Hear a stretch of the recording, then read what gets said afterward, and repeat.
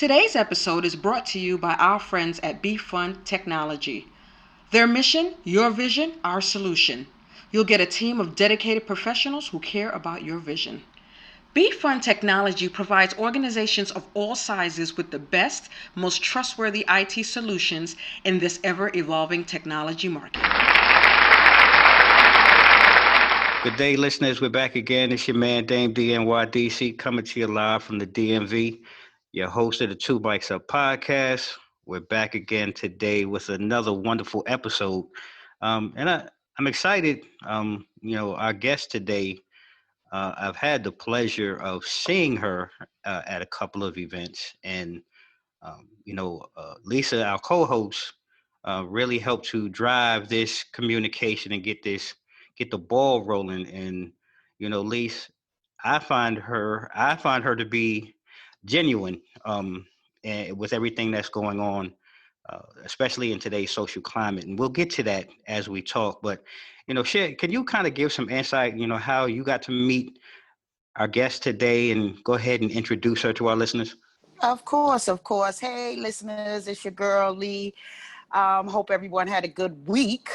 Let's just get that out, and a blessed week. So if you're listening, that means you did, because you're here, right? Right.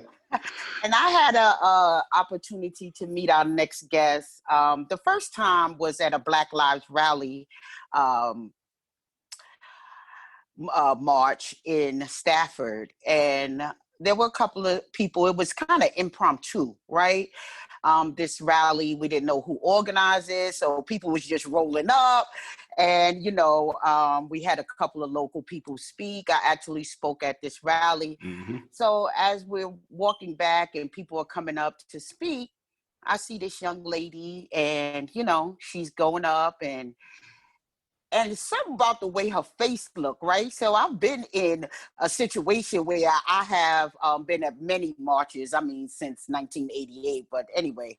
And I've heard plenty of our allies speak, but she took this crowd, and it was the fact that she just humbly said, "I'm not speaking to you, but thank you for having me. I want to speak to my counterparts." And the words that was coming out of her mouth, the whole audience, because I was in the audience, and we were looking at each other, we was like, whoa. And the power and the conviction, Yes. the sincerity, the sheer, I was just like blown completely away. So everybody's like, who's this girl? So the crowd is buzzing, right? And they're like, who is this girl? Who is this girl?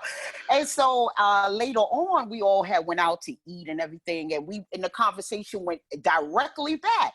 So my niece was like, I got her name. I know and then I had another opportunity. We spoke at the same event again together. And it wasn't a one-time fluke, right? Mm-hmm. It was the real deal. So Right. I am so proud of her. I've never experienced anything like that in my years. So she always blows me away when she speaks. But I'm going to stop rambling, guys, and I'm going to let you get to meet this awesome lady that we are speaking about. This is Miss Heather Hutchison, the CEO and founder of the SoundMind Collective. Heather, please introduce yourself to our guests and let them know a little bit about yourself. That's I'm holding back tears. I did not expect that. That was a little overwhelming. Thank you. That was incredibly humbling. Thank you for that. I showed up at that event not knowing what to expect and just wanting to be there. And I'm not really sure how I ended up with the bullhorn, actually. It just kind of happened, and things snowballed from there. So yeah, I live here in Stafford. I'm a single mom. I have 4 kids, 3 sons and a daughter. And civil rights and justice has been something that's been on my heart for, many, many, many years. This isn't a new thing for me either. And I have desired to take it into a more public space for many years, and had lots of little like fits and starts, of doing things and making a difference and writing articles that were published, and using my life and speaking to, people in my personal life. But it wasn't really until this one particular rally happened that things really started kind of pushing forward. most of us just kind of need that one open door, I guess, to kind of walk through. And I was given that, and was kind of brought alongside of a lot of amazing Black people in this community, some who I already have relationship with, some who I just met, and have been allowed to kind of just learn and walk along the side. And so it was just time to launch the SoundMind Collective, which I've wanted to do forever. And it's essentially an organization that collects people who are experts in their field, from racial justice to issues involving mental health, to things involving policy and procedure, and then going into private and public sectors to kind of create a custom plan for them of what needs to be taken care of in those entities. So there's a lot of work to be done, but there's a lot of amazing people who want to do the work and are skilled at it. And I just want to help be a catalyst to get that moving. Well, that's absolutely wonderful. And what I really like about what you're doing and what you have done and what you speak on, you make it very clear that you are not speaking to African Americans. You make it very known that I am speaking to white people, and this is how maybe what you may unintentionally be saying that will hurt someone, and let me correct that for you. I was at an event where you did that but you did it. It was like, all right, culturally for us, it was like a grab, get you together type read, but very respectful. It was done respectfully, but it was pointed out on the second, on the spot, this you should not be saying, and this is wrong, and let me explain to you why. So we have this thing amongst our leaders in our community when we come up against our counterparts, our white counterparts who may, want to go back and forth. We always be like, well, we're not the people you need to talk to. Let's get you to Heather. Right.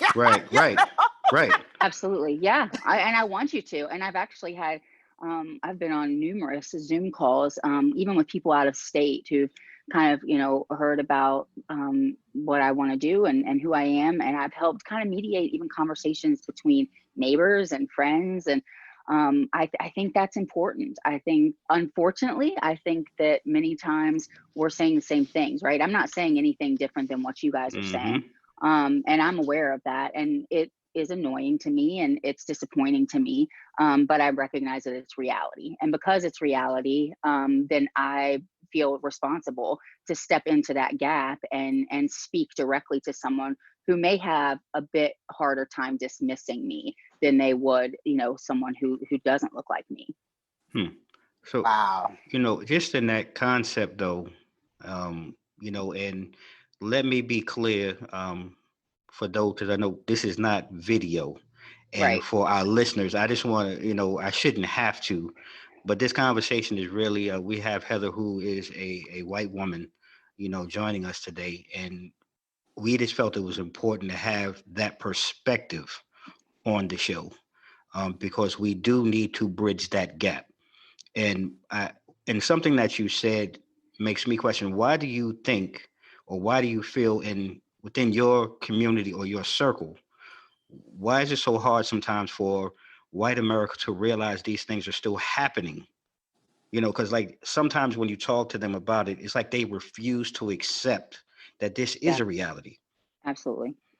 I think there's a couple of reasons. And one of them, I think, is just incredible denial. So, when it's not happening to you personally, or you really don't have those quote unquote Black friends, that tired line that we get, and you don't realize that this is happening every minute of every day. I don't care what you think your community or neighborhood looks like. I don't care how diverse and, multicultural your church is, that this is happening every day. I think it's a self-soothing thing for white people to have a reason to believe that it either is being blown out of proportion, or now I think it's become very popular to say it's political. It sounds really lovely to white people to say, this is really divisive, which is just insanity because it's already divisive. Right. This is not a new thing. It's just being put in your face in a way that maybe it hasn't before. And I think that there is that level that probably most of your listeners have heard the term of the white guilt. If you can't give a justification for why these things are happening, then you have a responsibility to do something about it. So I think white people have become very skilled at finding justifications anywhere they possibly can, no matter how flimsy, to kind of absolve themselves from the weight of that guilt and responsibility that will just hit them full force if they really absorb the gravity of what's happening, because it's a lot. No, it is, and It that really that is. that was very well said. And I guess for me, I don't know about you, Lisa. I just try to come to grips really at the end of the day, because I think at the end of the day we're all human beings, right? Yeah. And it's just that we're being, and this is just my opinion, looking at how things are today, we're being assassinated because we look different, or we may talk different, or we may wear our clothes different, but yet in the same breath, you want us, when I say us collectively, as Americans, you know we have this thing where America is this great symbol, and we all should be we should be striving towards having the same liberties, life, death, and have a nice home and drive a nice car and go to the best schools. And like you say, something you just said, I'm just still trying to wrap my head around, where does that break down once we start looking at people of color? Like, I guess I'm trying to say, like, what is it that I'm missing, I guess, from a white perspective? And I don't know if you can even answer this. When you see someone that looks different than you, like, what is that fear? Like, where does that fear come from? Mm. I think, honestly, I think that is a very clear representation of the cultural and systemic racism that we talk about. I mean, it is so ingrained in our culture. You can scroll through any comments on numerous articles that are written or posts that are put up. And I even, I follow DL Hughley, and he posts all sorts of informational articles all the time. And it never ceases to amaze me, all the people who come in the comments, like, why are you following this man? Who Right. come in the comment section, and it's these sound bites that they have grabbed onto, that really these sound bites are this continuation of what's happened since slavery. So it's that we have vilified, and it's gone from us having Black people as slaves into considering that they are now criminals.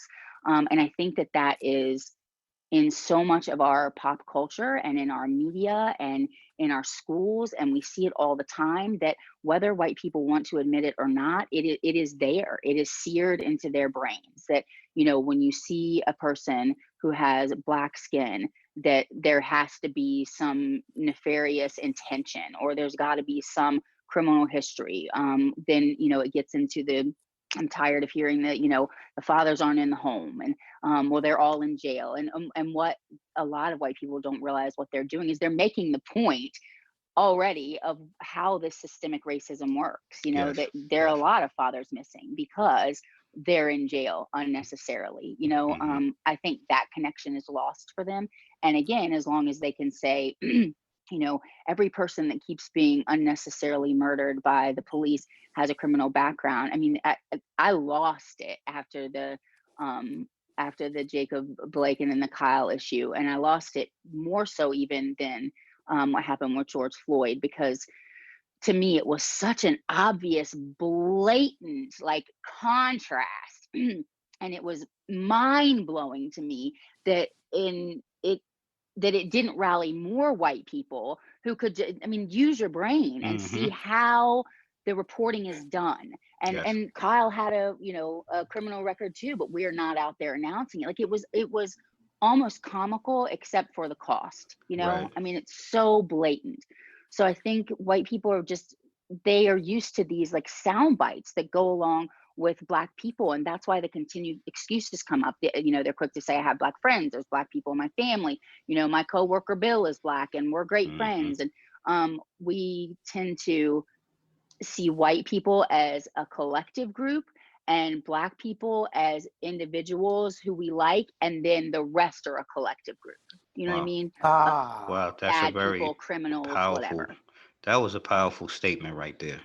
That Wow. I visual, hate it. yeah, but I'm glad that, you took the time there, because that right there, I mean, for me, that gives me a clear visual of how we are looked at. And I guess that's what I'm really trying to understand for me. And I don't want to get sidetracked, because I can keep going on and on and on. No, that's fine. Um, Go ahead. but that was a beautiful visual. And I think it gives me a different aspect now. And I mean, I try not to um, look at the white community any different. I try to take everyone as an individual, and then what you show Sure. me, is usually how my response will be towards you as an individual. Um, Absolutely. I try not, I've had conversations with people. I've always been, and this is one of those things, some people may say fortunate. Sometimes I think it's unfortunate. I've always been the only Black guy usually in the room, Mm-hmm. whether it was in school. I went to private schools, in my work career. And it just amazes me. Oh, you talk so well for one of them. I remember somebody said that to me. And, at least that the Black card, man, New York came straight out. I know Yeah, yeah, it's you know so what I'm saying? sad because what you're saying is right, Dame and Heather, Mm-hmm. because the way that you just phrased that's why I tell you this girl is amazing, because you think like, okay, that is actually what's happening. You're okay, Right. but you're not, because I Right. don't know you. And bringing Yes. up D.L. Hughley in his book, he says the worst place for a Black man to live is in a white person's imagination. So your Mm. imagery of all Black people are that we are from Chicago, Right. right? Which most of us has never been to It's a planet, Chicago. planet It's, Chicago. Yeah. right. Right. Yeah. Yeah. 'Cause it's Yeah. 43 million Or Black people in Harlem. the world, Mm-hmm. right? Mm-hmm. Yeah. And Chicago, like in those comments you mentioned, Heather, Chicago comes up, these statistics of violence, and then you find yourself, Dame, being the only Black person in the room. So Right. you represent them, Right. meaning my friend, Yeah. because Right. Dame, Mm-hmm. Damon Cunningham is cool because he Right. works here. Right. But then Right. when it goes south, you are the others, I'm the because others. now Yeah. you just responded to a microaggression at work. Exactly. Exactly. Absolutely. Yeah. I see it. I see it 100%. I see it's very much compartmentalized for white people. And I think it makes them feel good to be able to refer to the coworker, or, somebody that they rub elbows with, or somebody in their Bible study at church or whatever.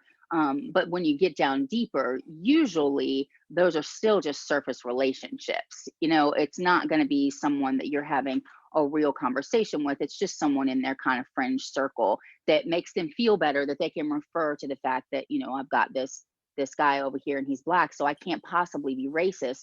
And white people are so hung up on the, stop calling me racist, that they are missing the whole point of the fact that this isn't about us calling you out individually and me individually as a racist. It's that we have an entire culture and a system that continues to churn forward, that is not working for a huge demographic of our country. And that should bother you, and that doesn't, you don't stop worrying about being called racist, and Right. worry about the fact that there's an issue with racism. And Mm-hmm. I think that we don't get that far with a lot of white people. It gets stopped. And Lisa, you mentioned the issue about Chicago, and that makes me laugh all the time, because the statistics are Chicago is not the worst crime-ridden place in the United States anyway. I Not don't even. know why that has become the go-to. Poor Chicago, right? Like, why has that become the city that we always refer to? And I see it all the time. Well, you must not care about Black lives, because if you cared, you would be saying something about the shooting that happened in Chicago this month. Right. And it's like white people have gotten this, screenplay, this script in the mail, and I didn't get mine. I don't know what happened to mine. It didn't never show up, but they've gotten this, and they've memorized all their lines, because it's all the same. It's all these same sound bites, and it's laughable, except it makes me angry, and it makes me sad, and it's discouraging. Yeah. It is. It's very sad. Is this what drove you to the SoundMind Collective? Is this where your heart and your baby gave birth, should I say, to the SoundMind Collective? Absolutely, because I started to realize that there are people who are willing to listen to me. I've had numerous things published, so people are listening to what I say and reading what I write, and I feel the weight of that responsibility, not in a bad way, but it's one of those things that I feel like that I can't not do it. I guess is what I would say. I can't be who I am and live here and not address it. Because to me, Right. even using my just logical brain, put aside the fact that I love people who are Black. Let's pretend like I don't even know someone who's Black. It just, for me, logically, it doesn't even make sense that you could be, Mhm. a human and be okay with what's going on. And so I see the white people coming in and making excuses and the justifications and trying to absolve themselves of Mhm. feeling the same weight of responsibility that I do. So how does the SoundMind Collective work? So walk me through a session, or how is it structured when you're actually coming in and you're speaking to someone and you're trying to educate them. I know you may get a lot of pushback at first because, like you said, they want to feel comfortable or exonerated in their feelings. How does that work for you in the SoundMind Collective? Well, absolutely. And when anytime you're going into someone's, business or place of work or organization, and it seems like you're criticizing what they're doing, Hmm. that people take it personally, So you have to get it. It helps. It sounds horrible, but it helps if there's already been an identified issue, which happens many times, because then the desire, or whether maybe not desire, the knowledge that there needs to be change at least might be there at some level. So I have experts in lots of different areas. So for instance, if I'm working with a school system, then I have people who are educators themselves, but I also have a professional strategic planner, and I have people who go through policy and procedure, and then people who work with like education and curriculum, also with special needs and that kind of stuff. And so my hope is, doesn't always happen with every organization, but my hope is to do kind of a full overhaul. And so you start with this audit where you go through, a lot of times when you work in an organization, you don't even know what the policies and procedures are, So you start looking through them and you realize, well, this doesn't work for us. This doesn't work for us. This does nothing. And then you also start to see where some of the gaps are, that we don't have anything in place to protect our students or to protect our staff from, any kind of discrimination or any kind of pushback or bullying or whatever it is. And so that gets written into play. And then with the curriculum, obviously curriculum gets changed on a massive level at a more legislative level, but there are things that schools are able to do at their levels. And we have people who can make suggestions of how to incorporate real curriculum that is truly, inclusive of everyone in the room. But I think the biggest thing is, and this is where my piece comes into play, is the awareness. So I continually, I don't know why, but I'm continually surprised at how much white people miss about even like the students in their classroom and their personal experience. And both of you have said, I'm the only Black person in the room. That happens in classrooms and in boardrooms all the time. And white people look to them as the spokesperson for all of Black humanity, and that is completely inappropriate. And I don't think white people are aware of that. I don't think white people are aware of things like with schools, where it comes to, we want you to bring in your family tree. And that becomes a traumatic experience for a Black boy or girl in school that has nothing to bring back. And so there are things that need to be taught to people in positions of authority. And that's my hope, is that there's kind of some awareness and some compassion, because when there's compassion, then it fuels you, to do things differently, I think. Good. Wow. Do you ever get any of the? I'm sorry, Dane. Did you? Because No, go ahead. No, go ahead. Because I mean, in my mind here, like I've got this. This is like a whole nother episode because there's some things that Heather's touched on that me. Like in my mind, it's like on a history thing. There's so much in the schools because I don't know. I get on a tangent here because look, we have a history that teaches us that we came over in boats. Shockingly, America, we all came over on a boat We're all at immigrants. some point. We're all Yeah. immigrants here. So, just on the history part, how society or this history has tried to be rewritten, where you try to write out the people who were already here, the indigenous Americans, Right. who were basically attacked and look, I'm just going to call it the savages that came over on the boat. Absolutely. And I mean, this is just a truth. But like I said, I don't want to get sidetracked, Lee. So we'll definitely have to have Heather come back on that. that. Right. Triggered. Heather, you got it. Yeah, you look. I'll go right because with I you. can go on for days. Look, you speaking his language, Heather. I follow right behind Okay. you. We had this conversation So in my car with my kid just yesterday. Really? So, exactly, and I can go on. So yeah, okay. And I'm trying to stay on topic here, so go ahead, Lisa.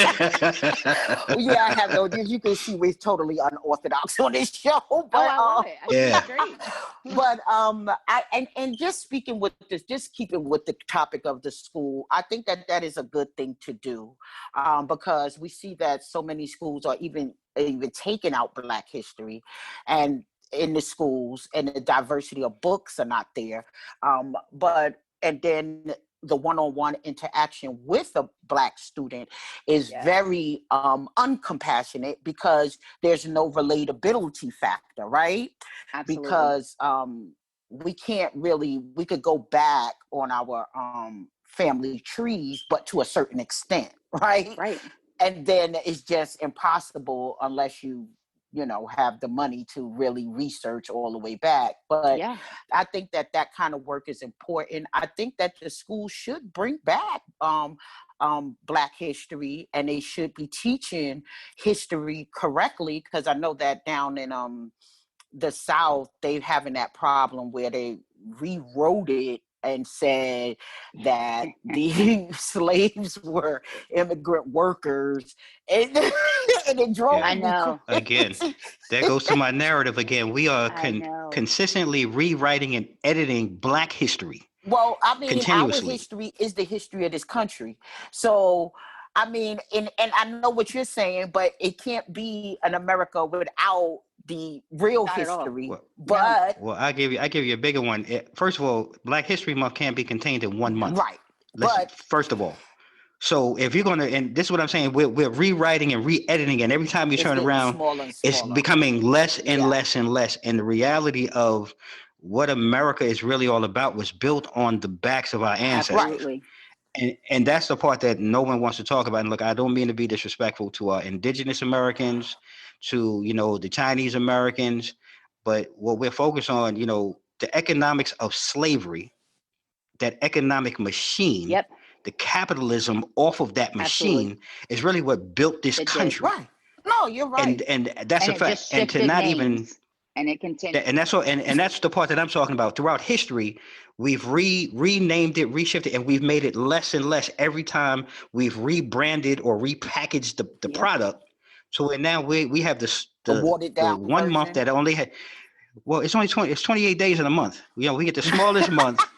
You understand? Like, and that's what I'm saying. Like the symbolism of it all. Right. In my mind is just like we keep diminishing the things that we've brought to this country and the things that we've done for this country to make it as prosperous as it is. And here it is in the 20s.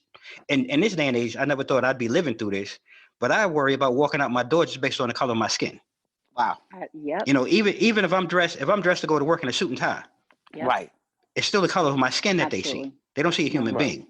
So again, I'm being rebranded, repackaged, and it's just to a point where, we've got to figure out a way collectively. And that's why I say I'm glad to have Heather on, because I'll be honest with you, you're the first woman and white woman, white human being that's actually spoken with some sense of where you understand where there's a break, and you're putting together a plan and I don't want to call it a Band-Aid, because a Band-Aid is not what's needed, and what you're doing, in my opinion, is not a Band-Aid.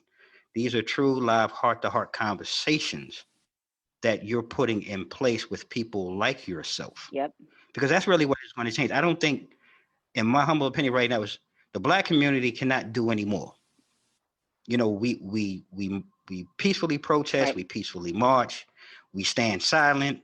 We know it's no matter what we do, it's not Right. accepted. Absolutely. So now it really requires counterparts like It does. yourself.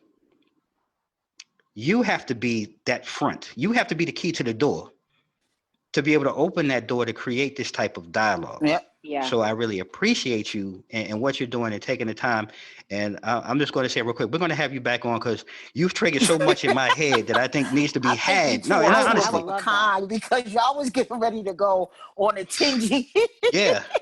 But I mean, I appreciate that when you have someone that's willing to engage. And this is the other problem that we Yeah. have.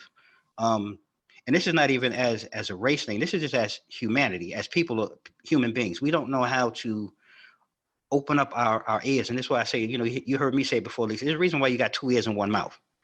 It's twice as hard to listen, Yeah. and you have to be able to be willing to listen to someone and what they're saying. Yes. I may not like what Heather's saying, or you and I, Lee, sometimes we We disagree. do. Doesn't mean that what you're saying is wrong or what I'm saying is Absolutely. wrong, but there could be some value in what you're Sure. saying. And what Heather's bringing today is value, and I hope our listeners really, take a moment to listen to what she's saying, because it's needed. Yeah. So I'm going to go ahead and I'm going to dive back over here. Lisa, go ahead. You done, Go bro? ahead. You done? Yeah, You I'm done done with right your now. rant? Yeah, I'm done. Okay. Yeah, I'm done. Ran I over. liked it. I Dame liked out. it. Really good. Okay. Well, thank you, Heather. But I think that what you are bringing to the table is what, like Dame said, is needed. We need a real strong sound voice that understands the issues. And I appreciate that you are not being a record, right? You're not doing the sound bite. You're actually saying, this is the problem. And here, let me show you, because you've done some research and you're out to teach people, this is why what you're saying. Let me explain, because when I saw you do that publicly, I was shocked because I'm not going to lie, I was pissed off, right? But I then was too. I know, but listen, what you have is that uncanny ability to grab someone respectfully and say, this is where you are wrong. This is what you just said. And let me explain how it's hurtful.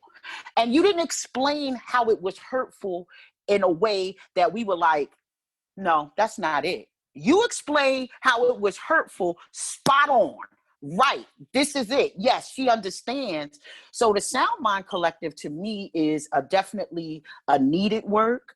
SoundMind Collective is definitely something that needs to probably be a footprint for others who can go out and speak the truth, because it's not like you're doing a soundbite. The truth is the truth. And you're like, I have data. I'm backing up what I'm saying. Right. Yes. Yeah. Just on that, like Lisa was just saying, when it says collective, and you touched on it earlier, um, what is the Sound Mind Collective comprised of? You're at the forefront, but you had touched on other areas. Are there other people also involved, helping you kind of push forward this message? Yeah, absolutely. Because again, what Lisa said earlier, I refuse to go into a setting and believe that I have any right or message to speak to Black people. I think I have things to learn. And so, especially in a mixed audience, my role is to speak to the white people in that group. And so I have multiple people who have their own organizations. There's a young man who lives in Minneapolis, and we were on a podcast together and spent some time offline talking a lot. And he does a couple of webinars for dealing with white privilege, but from his perspective, and it's been really effective. And so he's part of it, so he can come in and teach a class to leadership. I have a counselor who was part of our family when we lived in Georgia. And she, and again, almost everybody in my collective is Black except for myself, because I believe those are the voices that need to be elevated. But she lives in Georgia, and she is a professional social worker and counselor, and now she counsels counselors on how to deal with trauma, when they're counseling other people. So I have her; she can come in and deal with leadership on how to, because that's what we're dealing with now as well. Is we've got ongoing trauma that's happening. Like when I'm thinking about in school, and even when I'm thinking about, workplaces where you have, I am aware that the Black coworkers that we go to work with every day are having to expend an enormous amount of emotional energy to do their jobs and stay focused and keep it together in often a white dominated area, and so I have her as a counselor who comes in. One of my dear friends, Selena, who I've known since I was a young teenager, she lives in Charlottesville. She does a lot of work there with racial reconciliation, but she also is involved with getting women in her area and beyond to become doulas because of the issue that is going on with Black mothers dying at a much higher rate than white mothers because of healthcare. So I have her on my team. I have a man who's an architect in Charlottesville, and he works with Habitat for Humanity, and they have completely revamped how they're doing things. And he and his team are the only people in the entire country who are doing this. And they are working with areas like projects in Charlottesville currently, where all they're doing is teaching people who live in those neighborhoods how to do some of this design and giving them the space to do it. And so he is now working with his second neighborhood in Charlottesville, where he has 9 women in the poorest projects of Charlottesville who are on his team. And all he does is once a week, he and his team work with them for 2 hours at a time. The first hour they workshop to teach them design. The second hour, these women dream, and they literally are designing their neighborhood that is going to be rebuilt. And they have won grants. And so what's happening is when you make space for people to take advantage of their own personal power, it heals a ton of things.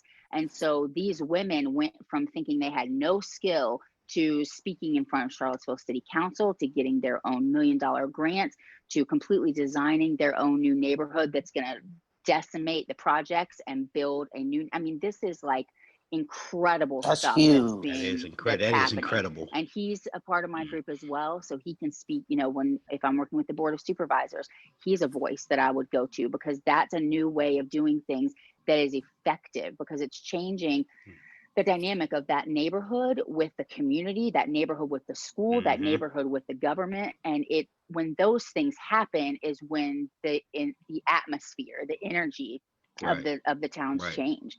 So I have been incredibly just blessed, and it's almost comical as I look back over my life at all of these people who I've had connection, who are just my friends, who've just been part of my life, who now I realize, oh my gosh, like these people are brilliant, Right.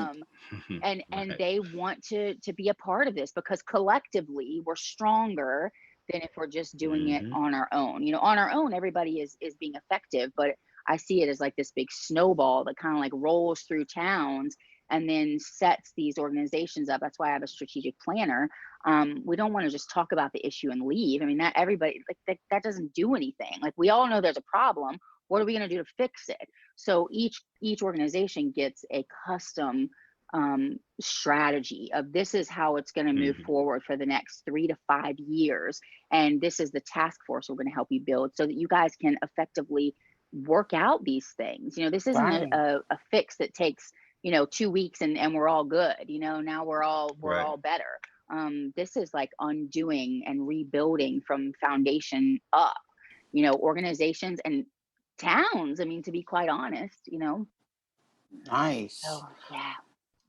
Well, I have big dreams. No, but that's the right dream. That falls in line. It's the right dream, because that falls in line to what I believe and what this we do this for.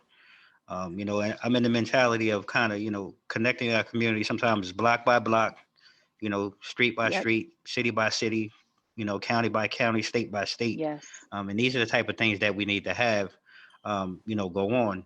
And, with that, like you said, you have big dreams, so share, with our listeners, if you could, what is your continued vision, for the SoundMind Collective? Yeah, so my continued vision would be able to have it in a position where I had hired staff as directors over, I guess, industries, for lack of a better word, to deal with issues in healthcare, to deal with issues in education, to deal with issues, in local government, and that all those directors would have their own teams, and that this could be something that is replicated, towns over, counties over, and it could continue. And then for myself personally, to not only be involved with that, but to continue forward on what I feel like is my personal mission, which is to, I don't know what other word to use, but kind of evangelize the white community at some level, open up their eyes and ears. And so I'm working on an ebook now called Privileged Platform, because I really feel like we have a responsibility as white people to utilize our platform. And I don't mean, I mean, I don't care who you are. You could just be, Jamie Joe down the street, but if you have social media, you have a platform. People are watching you, people are listening to you, and they're going to listen and pay attention to you based on your personality. And so I think we need to be harnessing how our unique personalities operate in the world, and instead of getting on social media and being inflammatory and trying to cause arguments, we really intentionally look at who's paying attention to us and give information in a way that can be digested by that audience, so that there can be some connection here, instead of just, sensational post after another. I'm very careful with what I post on social media, because I know my audience and I want to push them, but I want them to hear me. And I think that's a responsibility that white people have. Well, you hit that on the nail right there. Man, I got so much going on in my head, right? Well, we're gonna let you collect. Right, no, just on what she said. So, just with all that being said, we really gonna have to carry this over into second part of the episode. We want all our listeners to continue to follow and listen for part 2, which will be coming later on this week. As always, you can follow us online at www.2micsup.com. You can also follow us on social media, Facebook, IG, and Twitter at 2micsup. And like we always do at this time, stay safe, stay blessed. Mike's out.